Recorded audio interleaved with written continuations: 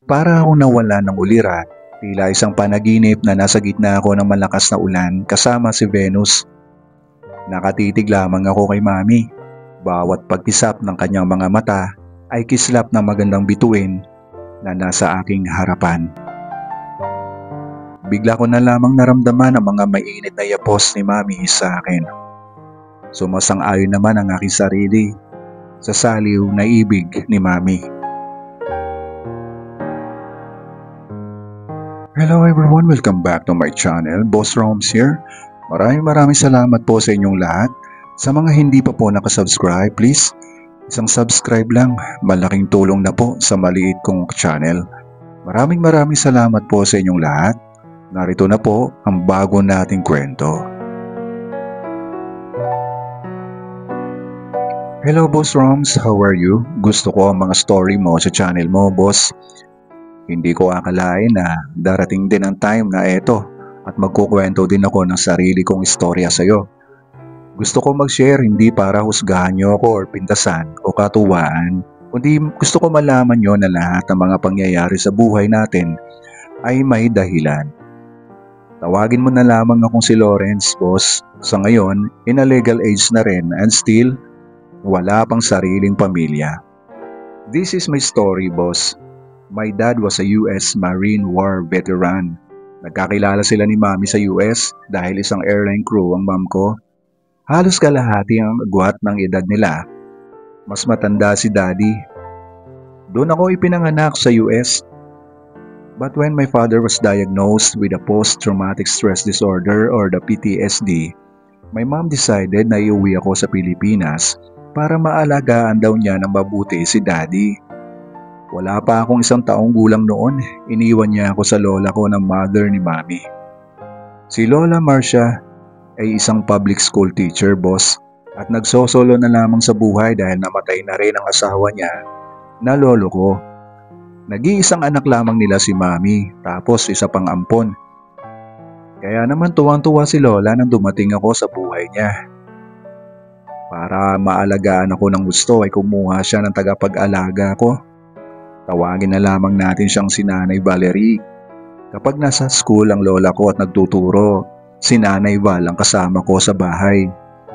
Habang lumalaki ako, Boss Roms, ay hindi ko naman nararamdaman ang presensya ng mami ko, ng tunay na mami ko at ng daddy ko. Every time I ask Lola, wala daw siyang balita sa mami ko dahil hindi na daw ito tumatawag.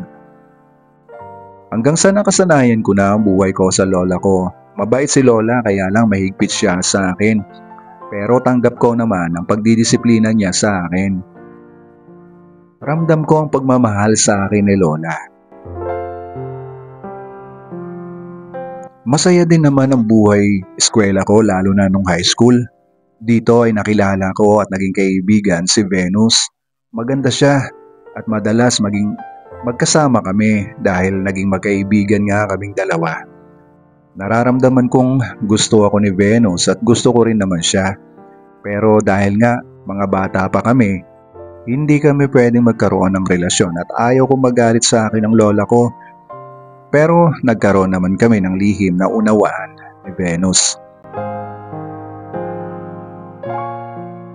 Habang lumalaki at nagbibinata ako ay hindi ko maiwasang hanapin at isipin si Mami. Naiinggit ako sa mga kapwa ko kapag nakikita ko silang kasama nila mga magulang nila. Lalo na kapag may mga mahalagang okasyon sa eskwelahan. Ganun pa man, pilit naman pinupunuan ni Lola Marcia ang lahat ng pangangailangan ko. Siya ang gumagabay sa akin habang lumalaki ako, kaya mahal na mahal ko si Lola. Hanggang sa ang pananabik ko sa magulang ko lalo na sa mami ko ay nakalimutan ko na. Ang pananabik ko sa kanila ay napalitan na ng galit sa kanila. Pakiramdam ko kasi, basta na lamang nila ako iniwan na parang isang hindi tao. Sobrang sama ng loob ko sa mga magulang ko. Kaya kahit sa picture ay hindi ko sila magawang tignan, kahit na boses man lamang niya ng mami ko, hindi ko narinig mula nang magkamalay ako bilang tao. 4th year high school, JS prom, hindi ko makalimutan ang tagpong yon. Sabay kaming nagpunta ni Venus sa school, sinundo ko siya sa kanilang bahay. Ang ganda ng pormahan namin noon, pang King and Queen of the Night. Ang ganda talaga ni Venus sa bihis niya na mala Diyosa. Sa kalagitnaan ng programa ay bigla na lamang ako niyaya ni Venus papunta sa isang madilim na bahagi ng school. Pumasok kami sa isang room, kami lang ang tao. Kasabay ng magandang awitin na naririnig mula sa stage na nadidinig namin sa kinaroroonan namin. Sabay na sumayaw ang aming mga puso ni Venus. Hindi ko maipaliwanag ang tuwang nararamdaman ko ng mga oras na yon. Habang kami ay nasa kalagitnaan ng taos-pusong sumabay sa saliw ng malumanay na paborito naming awitin. Nakarinig na lamang kaming bigla ng parang may tao sa paligid namin. Hanggang bigla na lamang ay nasa harapan na namin siya. Nabalot ng takot ang paligid namin ni Venus. Tila may dumaang malakas na bagyo. Pareho kami nanginig sa sobrang kaba. Dumadagundong ang tibok ng aming mga puso sa sobrang kaba. Batid namin na may kamalian ang aming ginawa. Magkahalong takot at hiya ang nadarama naming dalawa. Ang kaninang mainit na tagpo ay bigla na lamang lumamig ang lahat. Para kaming binuhusan ng malamig na tubig. Anong ginagawa nyo? Boses ng security guard na nakahuli sa amin. Takot naman si Venus. Pilit na tinatakpan ang mukha dahil nasisilaw na sa nakatutok na flashlight. Dahil kilala na rin kami ng security guard at kilala ko na rin naman siya, nadaan ko siya sa pakiusap. Mabuti na lamang at pinayagan kaming makaalis sa room na yon at pinabalik kami sa kung saan malapit nang matapos ang programa. At sakto nga, tinawag na ang King and Queen of the Night. Kaagad ko nga narinig ang pangalan ni Venus. Nabalot ng iba't ibang kulay ang paligid. Kulay kaligayahan, lalo na nang ang sumunod na tinawag ay ang pangalan ko. Pakiramdam ko, lumulutang ako sa ulap. Sigawan ang lahat ng mga dumalo ng gabing yon. Masayang masaya kami ni Venus.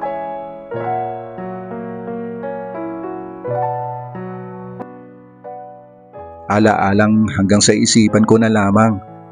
Ala-alang naging mapait dahil nang magkolehiyo kami ay nag-iba na kami ng landas dalawa. Dahil nagpunta siya sa ibang bansa para mag-aral. Ako naman ay naiwan na lamang dito sa Maynila. Dito na ako nagpatuloy ng kolehiyo. Hanggang pagtuntong ko ng 4th year college, isang masakit na pangyayari ang naganap sa buhay ko. Sa hindi inaasahan, inatake si Lola Marcia. Biglaan ang pangyayari. Hindi ko alam na may sakit na pala siya sa puso. Halos hindi ko matanggap na binawian na ng buhay ang pinakamamahal kong lola. Hindi ko malaman kung paano ako lalaban sa buhay. Pakiramdam ko para akong isang malaking punong kahoy na nawalan ng matibay na lupang makapitan ang mga ugat ko. Pakiramdam ko, unti-unti akong nabubuwal.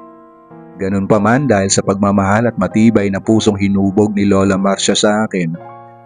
Lumaban ako at nagpatuloy kahit wala siya. Hanggang makilala ko si Kuya Noel. Hindi tunay na pangalan. Kaibigan ni Kuya Noel si Lola Marcia. Mas bata siya kaysa kay Lola. Madalas ko na dating nakikita si Kuya Noel noon nakausap ni Lola. Pero ngayon lamang siya lumapit sa akin. Si Kuya Noel ay isang miyembro ng LGBTQ community at lantad na isa siyang gay. Nagtuturo siya sa university kung saan ako nag-aaral. Mabait at mabuting tao siya. Yan ang nakikita ko sa kanya. Nangako siya sa akin na tutulungan niya ako hanggang sa makatapos ako ng pag-aaral. Naging madalas ang pagkikita namin ni Kuya Noel. Kapag nasa school ako, madalas niya ako kamustahin. Kaya nakagaanan ko na rin siya ng loob. Kaya naman, hindi na ako nahihiyang sabihin sa kanya mga problema ko. Hanggang hindi ko na malayan, ang bilis ng panahon, boss. Dumating na nga ang araw na pinakahihintay ko. Ang aking pagtatapos. Nakagraduate ako sa kolehiyo at si Kuya Noel ang tumayong guardian ko. Masayang masaya ako dahil sa tulong niya nakatapos ako. Nang matapos ang graduation ng gabing yon ay inimbita niya ako sa bahay nila. Naghanda raw siya ng konting salo-salo para i-celebrate namin ang pagka-graduate ko. Sumama ako sa kanya at nadatnan namin sa bahay niya ang ilang mga malapit na kaibigan niya. Si Nanay Val ay naroon din.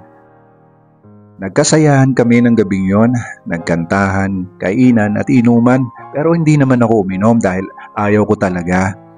Si Kuya Noel ay masayang masaya kaya nakarami na rin ang alak. Hanggang lumalalim ang gabi ay isa-isa na rin nagpaalam ang mga bisita. Hanggang napansin kong kami na lamang ni Kuya Noel. Pero bigla na lamang siyang bumagsak. Natakot ako nang makitang wala siyang malay. Sobra akong nag-alala. Napansin kong dala lamang pala ng maraming nainom na alak kaya siya bumagsak. Kaagad ko nga siya binuhat papunta sa kwarto. Gusto ko na sanang umuwi sa bahay pero hindi ko pwedeng iwanan si Kuya Noel.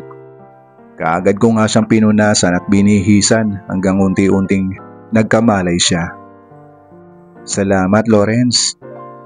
Kahit utal ay nakapagsalita siya pero nagulat ako sa sumunod na sinabi niya.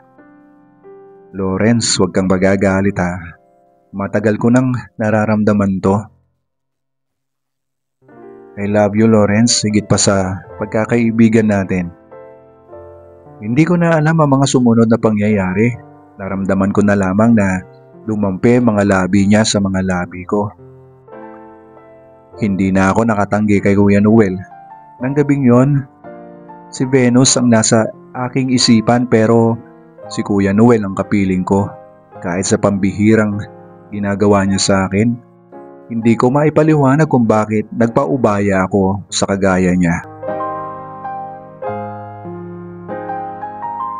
Umaga na ako nakauwi sa bahay. Habang tulog pa si Kuya Noel, ako ay umalis. Nadatnan ko sa bahay si Nanay Val. Pero wala akong kamalay-malay na may tao palang dumating sa buhay ko. Ang taong bumalik sa buhay ko na siyang maging dahilan ng pagbabago ng lahat. Isang magandang babae, matangkad na kahit alam kong may edad na ay kaakit-akit pa rin siya tingnan. At nagulat nga ako nang bigla siya lumapit sa akin at kaagad na niyakap ako. Mahigpit, mabigat, mainit ang mga yakap niya. Dama ko ang kabuuan niya. Nasamyo ko ang kanyang mabangong hininga. Siya mother mo, Lawrence. Salita ni Nanay Val. Binati ako ng babaeng nakayakap sa akin at humingi ng tawad. At ang sabi niya, namatay na raw ang daddy ko sa US, kaya ngayon lamang daw siya nakauwi. Magkahalo ang naging kulay ng aking paligid. Sa kabilang banda ay hindi ko mapigilang mainis sa kanya. Ang mahigpit na mga brasong nakapulupot sa akin ay pilit akong kumawala. Ramdam ni Mami na galit ako kaya kaagad niyang inulit ang paghingi niya ng tawad sa akin. Hindi ko na nagawang pigilan ang aking mga luhang umagos mula sa mga mata ko nang muli ko maalalang si Lola Marcia nagpuno ng lahat ng mga pagkukulang niya. Kaagad akong lumabas ng bahay at hinabol naman ako ni Nanay Val pero wala rin siyang nagawa. Tumuloy ako sa bahay ni Kuya Noel. Gusto ko magpalipas ng sama ng loob ko kay Mami. Nadatnan ko nga si Kuya Noel at kaagad naman niya akong tinanggap at pinapasok sa bahay niya. Sinabi ko sa kanya ang totoong dahilan, ang sama ng aking loob kung bakit ako nagpunta sa kanya. Sinabi ko na nasa bahay si Mami at hindi ko siya matanggap. Naging tahimik si Kuya Noel, malalim ang isip. Huminga ng malalim. Bumuka ang kanyang mga bibig at lumabas ang kanyang mga salita. Bigyan mo ng second chance ang mom mo, Lawrence. Kailangan mong makinig sa akin. Salita ni Kuya Noel. Natigilan ako at napaiisip sa mga sinabi niya. Tunay mo siyang ina, Lawrence. At ito na ang panahon na ibinigay sa inyo para maayos nyo ang lahat. Hanggang binanggit na nga ni Kuya Noel na uuwi na siya sa province nila sa Zamboanga dahil nagretiro na rin pala siya sa trabaho niya.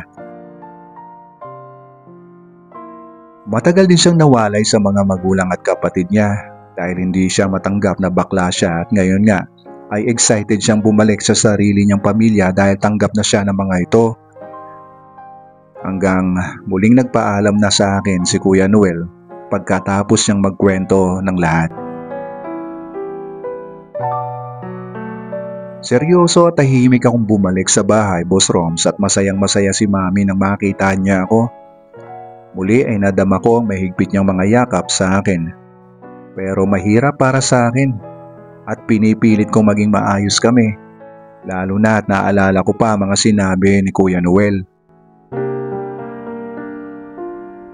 Ilang araw pa lumipas ay nagpaalam na rin si Nanay Val sa akin. Sobra akong nalungkot. Mula pagkabata ko, si Nanay Val ang kasama ko. Ang dahilan ni Nanay Val, kailangan niya nang bumalik sa probinsya nila dahil namatay daw ang nanay niya. Pero sa palagay ko ay gusto ni Nanay Val na magkasolo kami ni Mami para maging mabuti at maayos namin ang lahat. Kaming dalawa na nga lamang ni Mami ang naiiwan sa bahay. Dahil naiilang talaga ako sa kanya, pinipilit kong lumabas ng bahay kahit wala namang dahilan. Pilit akong nagpapakalayo sa kanya. Malayong malayo ang loob ko kay Mami. Hanggang isang gabi habang nasa kasarapan ako ng tulog, bigla na lamang ako nakarinig ng malakas na tunog mula sa CR. Tila mayroong bumagsak. Bigla akong nagising at kaagad ako nagpunta sa banyo namin at nabigla ako sa aking nakita. Si Mami nakahandusay. Nahihirapang tumayo, nagmadali akong lumapit sa kanya at tinulungan ko siyang makatayo. Nadulas pala siya habang papasok sa CR. Pero may napansin ako kay Mami, parang wala siya sa kanyang sarili. Hindi ko alam kung lasing ba siya o kung ano. Bigla ko na lamang naramdaman ang pagpatak ng tubig mula sa shower. Naramdaman ko ang pag-agos ng tubig mula sa aking ulo hanggang sa aking mukha patungo sa aking katawan. Ganon din si Mami. Napatitig naman ako sa kanya sa maganda niyang kabuuan. Nagkatitigan kami ni Mami. Matamis sa mga ngiti sa akin ni Mami na makita niya ang reaksyon ko nang bumuhos sa akin ang malamig na tubig mula sa shower na unti-unting nagpabasa sa akin.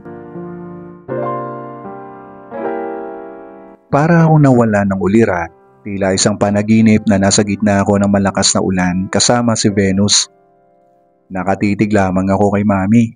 Bawat pagkisap ng kanyang mga mata ay kislap na magandang bituin na nasa aking harapan. Bigla ko na lamang naramdaman ang mga mainit na yapos ni Mami sa akin. Sumasang-ayon naman ang aking sarili sa saliw na ibig ni Mami. Punong-puno ng pagmamahal ang ginagawa sa akin ni Mami pero hindi bilang isang ina kundi ibang tao. Muling sumagi sa akin ang alaala ni Kuya Noel, lalo na si Venus. Kasabay ng pagpatak ng tubig mula sa shower ay heto, masayang masaya kami ni Mami. Maaga ako nagising kinabukasan at pagkagising ko ay nakahanda na ang mga pagkain. Ramdam ko ang pagmamahal ni Mami sa akin hanggang nagpaalam sa akin si Mami na pupuntahan lamang daw niya ang kaibigan niyang galing sa US. Hindi ko na napigilan pa si Mami. Gusto ko na maging normal din ang kanyang buhay na kasama ako. Halos gabi-gabi ay napupuno ng maganda at matitingkad na kulay ang kwarto namin ni Mami. Tila bigla na lamang ako nagising sa katotohanan. Isang gabi, tila tumigil ang aking mundo nang magpumilit si Mami na pumasok sa aking kwarto. Wala na akong nagawa pa nang pumasok na siya. Pero sabi ko, "Mami, anak mo po ako." Pero tila walang naririnig si Mami. Nagpatuloy siya hanggang magtagumpay siya sa kanyang balak.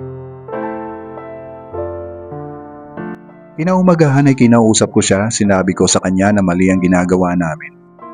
Isang malaking kasalanan. Kaya dapat itigil na namin ito. Humingi ng tawad si Mami. Patawarin mo ako, anak. Ang tingin ko kasi sa'yo ay ang daddy mo. Nasasabik na ako sa kanya. Nang dahil doon ay nagkaroon kami ng pagtatalo ni Mami. Nagalit siya nang sinabi ko na wala na ang daddy. Lumabas ng bahay si Mami hanggang gabi. Hindi siya umuwi ng bahay.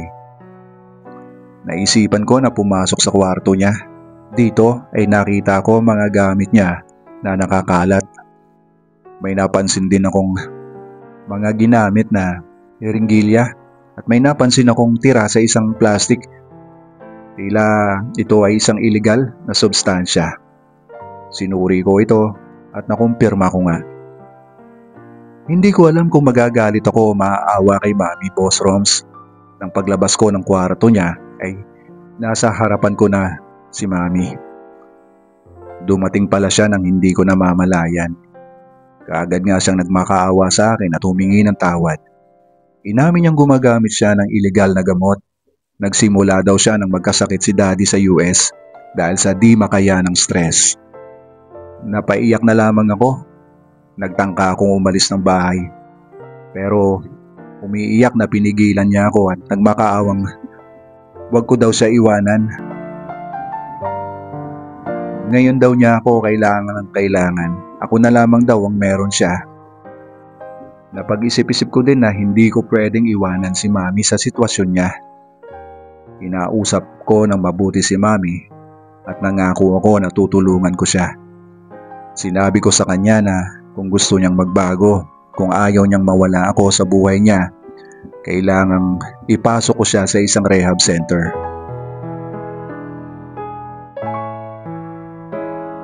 Halos isang taong namalagi si Mami sa rehab center hanggang tuluyan na nga siyang gumaling. Kaya nang makalabas sa rehab ang Mami ko, kaagad kaming lumuwas papunta ng Amerika. Dito ay muli kaming nagsimula ni Mami bilang mag-ina. Maraming salamat, Boss Roms. Ito po ang maikli kong kwento. Pasensya na, Lorenzo.